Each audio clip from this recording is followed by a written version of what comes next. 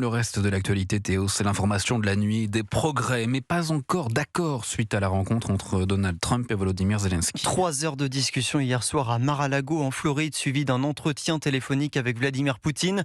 Le contrôle du Donbass, région fortifiée de l'Est de l'Ukraine, reste l'un des principaux points de blocage. Rémi Amalvi, vous êtes le correspondant d'Europe 1 aux États-Unis. Du côté américain, le ton se veut optimiste. Écoutez, c'est en tout cas ce que veut croire Donald Trump. Ce dernier a assuré qu'un accord était très proche d'être trouvé et que son fameux plan en 20 points était validé à 95%.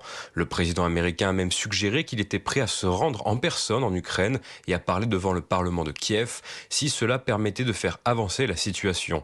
Car comme Donald Trump l'a lui-même reconnu, il reste encore une ou deux questions épineuses à régler, en particulier le cas du Donbass. La Russie, qui contrôle déjà la majorité du territoire, ambitionne son annexion totale, ce que l'Ukraine a toujours catégoriquement rejeté jusqu'à présent.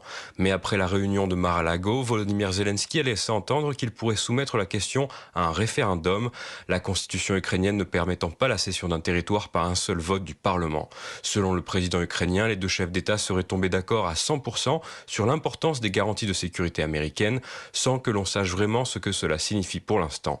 Les discussions entre négociateurs américains et ukrainiens devraient reprendre la semaine prochaine. Rémi Amalvi, correspondant d'Europe 1 aux États-Unis.